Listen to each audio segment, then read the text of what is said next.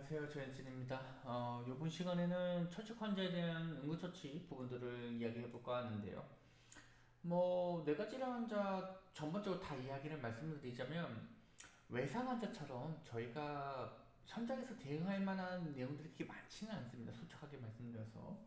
그러니까 제가 말씀드리는 이 대응한다라는 소리는 실질적으로 행동으로 나오는 응급처치들이 많냐 혹은 아니 정량 이 두 가지의 차이점이라고 보시면 될 것 같은데요. 왜냐면 이제 앞서 얘기했던 것처럼 뇌과질환 환자는 본인이 가지고 있던 질환들이 이제 악화되어서 119를 부르게 되는데 우리 같은 이제 응급의료 종사자의 필요성을 느껴서 부르게 되는데 그럴 경우에 앞서 얘기했던 것처럼 본인의 질환이 악화되었기 때문에 우리를 불렀다. 그러면 본인이 가지고 있던 약으로 해결이 안 되기 때문에 그보다 조금 더 강한 약을 제공해줘야 되겠다. 요게 끝입니다. 혹은 다른 원인에서 악화가 되었다면 그 원인을 치료할 수 있는 병원으로까지의 이송이 우리의 주된 목적이자 목표라고 보시면 되겠죠. 응급처치하는. 그래서 응급처치 부분들이 조금 이제 나오고 있긴 한데 그게 말고 또 그 전에 했던 내용들하고 만성 폐기성 폐질환 환자, 폐기종 환자라든지 만성 기관지염 환자하고 큰 차이점이 있지는 않고요. 그래서 저산소증 교정하기 위한 산소 투여, 기관지 경력을 회복하기 위한 약물 투여 같은 것들, 그 약물들은 이런 것들이 되겠죠, 그죠?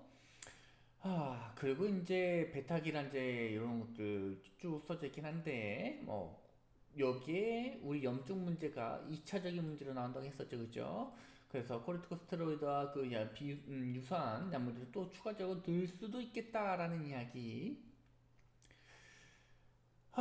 그리고 이제 그 아래에 이제 뭐 약물들 즉각 사용 뭐 고려 등이 있는데 뭐 그거는 이제 보실 필요 없고, 요건 처음 나온 거기 때문에 이제 여러분들에게 말씀드려야 되겠는데, 이 마그네슘 황산염, 이제 마그네슘 설페이트 이 약물 같은 경우에는 맨 마지막에 써져 있는 것처럼 불운성 천식 발작 환자, 그러니까 위에 있는 여러 가지 약물들 그 베타 작용제도 써보고 베타 기량제도 써보고 뭐 다 해본 거예요. 코르티코스테로이드도 써보고 다 해본 거예요. 다 해봤는데도 불구하고 환자가 이 약물에 반응하지 않는다면 마그네슘 황산을 투여함에 따라서 기관지의 경련 같은 것들을 조금 완화시켜 볼 수 있겠다. 요 정도까지로 이제 마무리 지을 수 있을 것 같고요. 뭐 그 밑에 있는 여러 가지 방법들을 통해 가지고 환자의 상태가 호전되었는지 혹은 악화되었는지를 이런 여러 가지 방법들을 이용해서 투약하고 난 이후에 꼭 확인해 보셔야 되겠다. 그리고 그 아래쪽에 있는 내용들이 우리에겐 중요한 내용 중 하나라고 보시면 될 것 같은데 대부분의 천식 환자들이 본인이 약제를 가지고 있고 그거 천식 발작이 일어나는 상황들을 다수 경험했기 때문에 어느 정도 본인들이 스스로 조절이 가능하겠다 혹은 평상시로 돌아갈 수 있을 만큼의 첫 조치나 처치는 본인 스스로 할 수 있겠다라는 생각을 가지고 있어서 천식 발작이 일어났을 때 소지하고 있는 네뷸라이저를 사용한다거나 아니면 휴식을 취한다거나 라는 본인이 가지고 있는 몇 가지의 그 조치들을 통해 가지고 완화되길 기다려요. 하지만 시간이 지나면 완화되어야 되는 상황이 그렇지 않게 되는 거죠. 그래서 악화된 상태로 우리를 부르게 된다. 문제가 되는 건 여기 써져 있는 것처럼 천식 발작이 일어나고 난 이후에 지속적으로 오래되게 되면 약물의 효과가 감소한다라는 겁니다. 그리고 이렇게 지속적인 호흡곤란을 호소하고 있는 현장 상황에서 환자는 빠르게 피로를 느끼게 되는 거고 그 피로가 무호흡으로 갈 수도 있겠다. 호흡 정지로 갈 수도 있겠다. 라고 보시면 되는 거겠죠. 그 다음 그 아래 있는 것이 이제 특수 증례인데요. 특수 증례 같은 경우에는 천식지수 상태와 관련된 부분들이 나올 거예요. 천식지수 상태는 뭐 뒤쪽에서 다시 한번 다음 챕터에서 배우시겠지만 신경계에서 이야기하고 있는 발작하고 조금 같이 연관돼서 볼 수 있는 것들이 있어요. 발작도 계속 오랫동안 일어나거나 혹은 중첩되어서 일어나면 위험하다라고 이야기를 하거든요. 천식도 마찬가지로 오랫동안 지속이 된다면 문제가 됩니다. 이걸 이제 여기서는 내과 중증의 내과적 응급 상황이다라고, 이게 응급 환자가 관련된 처치 책인데도 불구하고 이 책 안에서도 응급 환자다, 중증이다라고 이야기를 할 만큼 매우 빠르게 조처해야 되는 환자라고 보시면 되는 거고요. 그래서 이런 천식지수 상태는 정의가 어떻게 되느냐? 기관지 확진제를 반복적으로 투여해도 증상이 완화되지 않는 환자. 아까 전에 어떤 거 떠올려 주셔야 되겠죠? 아, 불운성 환자네. 불운성 환자. 이렇게 생각해 주셔야 되겠습니다. 그래서 약물을 투여했음에도 불구하고 환자가 호전되지 않는다.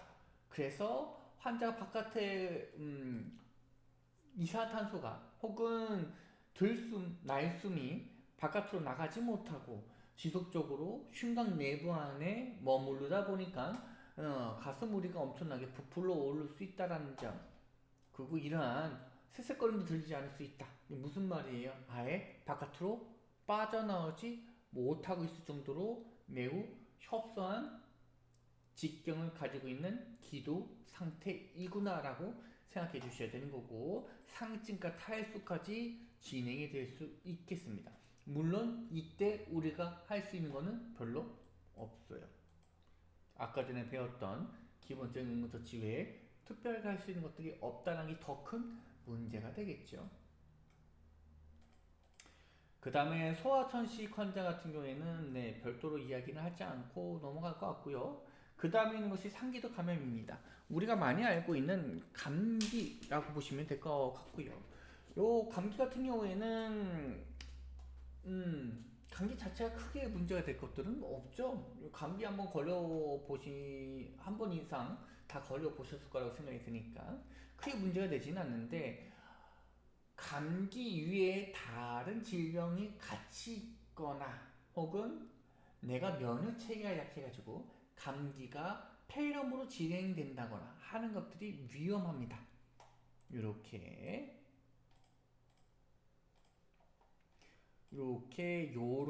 요런 것들이 매우 위험할 수 있겠다라는 이야기.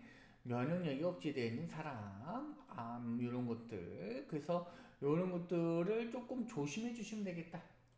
근데 이분들은 감기뿐만 아니라 다른 질병에 의해서도 쉽게 감염이 발생할 수 있고, 그리고 악화될 수가 있기 때문에 뭐 조심하시는 거는 다 스스로 잘 하실 겁니다만, 그래도 더 신경을 써줘야 되는 상황이 되겠죠. 여기에 대해서 조금 고민해 주셔야 될 거는, 우리가 이 환자가 면역체계가 약해져서 감염에 취약하다는 것을 인지하고 있다면 본인도 조금 더 이 신체 분비물 경기라든지 아니면 위생적인 부분들에 있어서는 조금 더 신경을 써주셔야 된다는 겁니다.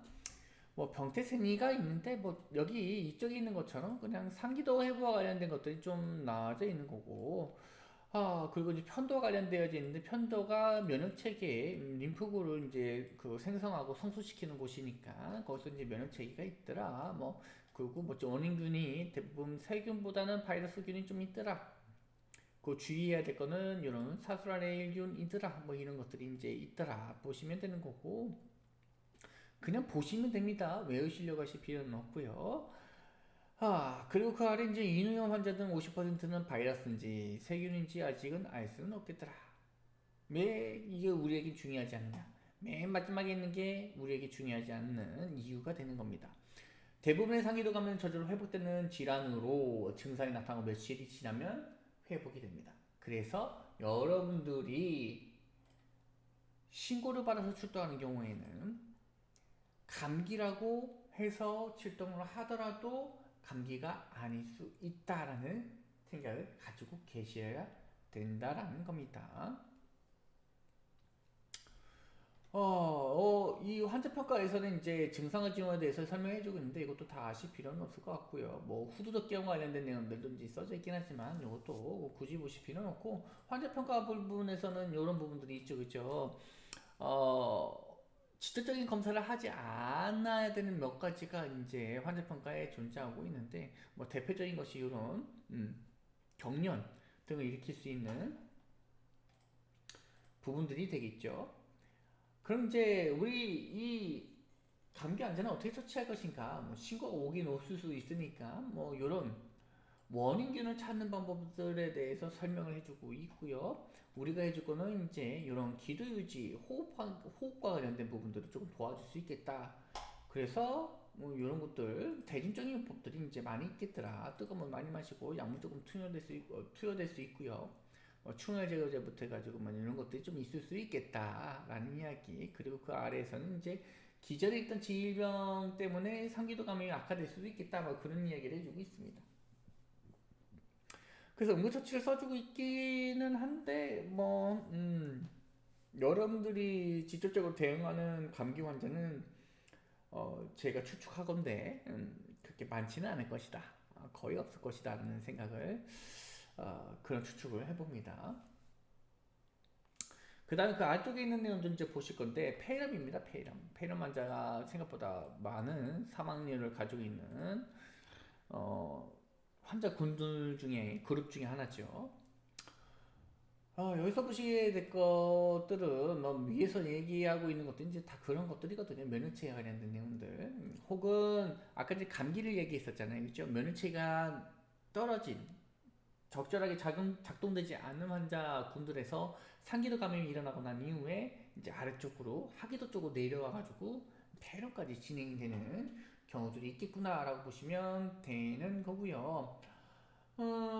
이 폐렴 같은 경우에는 호흡기 질환을 총칭한다라는 말이 있어요. 모든 어떤 질환이든 간에 어떤 원인을 상관없이 폐염증이 일으켰다면 이걸 다 모두 우리가 폐렴이라고 하겠다. 바이러스든 이물질이든 곰팡이든 뭐든 상관없이 염증을 일으켰다면 그냥 폐렴이라고 하겠다라는 겁니다.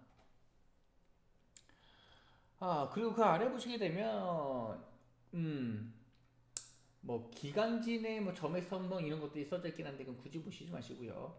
그 아래 뭐 바이러스 세균 이런 것들도 있긴 한데 이것도 굳이 보시지 마시고 우리 지정하고 조금 중요하게 보셔야 될 거는 요겁니다. 원내 감염이냐 원외 감염이냐 말 그대로 병원 밖에서 폐렴이 생겼느냐 병원 내에서 폐렴이 생겼느냐가 중요할 수 있습니다. 때에 따라서는요. 왜 중요하느냐 아시는 것처럼 병원 내 세균은 매우 많이 존재합니다. 왜? 여러 사람들, 아픈 사람들이 모여 밀집된 곳이 병원이잖아요. 그죠? 그래서 생각보다 균들이 이제 많이 있다라고 보시면 되는데, 만약에 병원 내에서 다른 질병으로 입원을 하고 있다가 폐렴에 걸렸다. 이걸 원내감염이라고 말씀드렸죠. 그런데 반대로 생각하게 되면 병원 내에 살아남은 균들은 어떻게 해서 살아남았을까? 이 균들을 죽이기 위해서 치료를 할 건데. 그래서 이 죽이기 위해서 치료를 하는 거에서 살아남은 애들이에요. 단순하게 내성이 있는 병원체들이라는 거죠. 항생제 내성을 가지고 있던 병원체들. 그래서 이게 감염이 되면 우리가 알고 있던 데는 항생제 치료가 잘 먹히지 않는 거죠. 치료가 잘 안 돼요.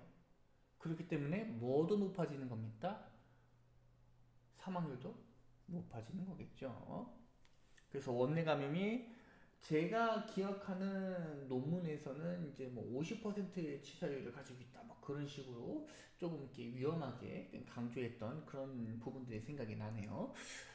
그 다음 이제 옆에 있는 부분들은 이제 볼 건데요. 여기 몇 가지 중중중중 보실 건데, 헛박가리 내 체액과 감염세포들이 모이게 되어서 헛박가리에 허탈이 일어난다. 허탈이 또 나오네요. 그죠? 허탈, 달락. 꼭 기억해 주라고 말씀을 드렸었죠. 그죠? 그래서 기본적으로 환기장애이지만 여기에 아래쪽에 있는 내용들은 폐혈성 쇼크와 관련된 부분들입니다. 요거는 보시지 마시고 환기장애인 거는 뭐 이렇게 생각하지 않으셔도 좋을 것 같고요. 폐혈성 쇼크가 이제 매우 위험한 상황 중에 하나가 될 것 같은데 혈액이 지나간 이유는 당연하게도 가스 교환을 위해서입니다. 그러면 이 가스 교환이 된 혈구 세포들, 특히 적혈구가 되겠죠. 적혈구는 어디로 가야 됩니까? 한 곳으로만 갑니까? 아니죠. 모든 곳에 다 간다라는 겁니다. 그게 가장 큰 문제가 되겠죠. 그래서 전신에 폐렴 환자인데 숨을 안 쉴 수는 없어서 숨을 쉬게 되면 가스 교환이 일어나는데 하필이면 병원균이 침투해져 있는 그 폐 부분을 지나가게 돼서 병원체를 싣고 다른 장기나 신체 부분으로 이동을 하게 된다면 전신 감염이 되겠다. 훨씬 더 쉽게 될 수도 있겠다라고 보시면 되는 거고. 자, 그 다음에 보셔야 될 거는 평가 부분. 당연한 이야기겠죠. 그죠? 당연한 이야기. 염증이니까. 염증과 관련된 문제들이 생기겠죠. 그죠? 그래서 뭐 오한이 있다. 엄청나게 떠내 침대가 흔들릴 정도로 해요. 당연하게 또 이 병균과 싸우기 위해서 에너지를 많이 소모할 거기 때문에 이제 정신이 허약한 권태감 느낄 수 있고 기침하고 뭐 이런 것들은 이제 보시지 않으셔도 될 것 같고 때에 따라서 이제 혈액이 새길 수도 있긴 하긴 한데 이것도 이제 굳이 보실 필요는 없고 뭐 가슴에 염이가 있는데 뭐 숨 쉴 때 아픈 거죠. 그죠? 그 기침한다거나 아니면 이제 그 심호흡을 한다거나 뭐 하품을 크게 한다거나 했을 때 이제 아픔이 있는 것도 이제 여기 안에 있는 거고 그 다음에 발열 오화 되게 쉽죠 그죠? 그래서 이런 것들이 있으면 폐렴 의심해야 하는 건데 열도 있고 오한도 있고 침대가 떨릴 정도의 오한도 있고 하품할 때 이제 가슴이 아프는 이런 것들도 있으면 폐렴을 조금 의심해 봐라 뭐 이런 이야기를 해주고 있습니다. 뭐 단순하게 폐렴 의심해 보라고 설명해 줄 필요는 없고요. 앞서 얘기했던 것처럼 이제 환자의 그 문진을 쭉 히스토리를 쭉 확인하게 되면 뭐 이전에 한 일주일 전부터 감기 증상이 있었다던가 아니면 이제 본인 항암 치료 받고 있다가 뭐 이렇다 뭐 병원에 갔었다 뭐 이런 식으로 며칠 입원했었다 뭐 이런 식으로 하게 된다면 뭐 대략적으로 좀 유추해 줄 수 있는 병들이 좀 줄여주겠죠. 그 다음에 뭐 신체 검진이 있는데 뭐 뇌강그 부분에서 조금 이제 애매하고 어려운 부분들이 뭐가 있냐면 환자의 증상과 징후들이 거의 다 비슷합니다. 발열, 빠른 호흡, 빠른 매, 오한, 기침, 구토 뭐 이런 식으로 계속 이어지다 보니까 특정한 질환에서 특별하게 나타나는 이런 특징들이 거의 없습니다. 거의 없어요. 그러다 보니까 오히려 반대로 생각해서 오히려 특징적인 거 딱 한두 가지만 알게 되면 그 한두 가지를 이용해서 문제풀이를 한다거나 아니면 환자를 콕 집어내는 데는 도움이 될 수는 있겠습니다. 물론 뭐 부족한 저의 임상 경력으로 이제 모든 걸 다 얘기할 수는 없겠지만 임상에서는 환자가 교과서적으로 나타나는 경우도 있겠지만 그렇지 않은 경우가 다수라서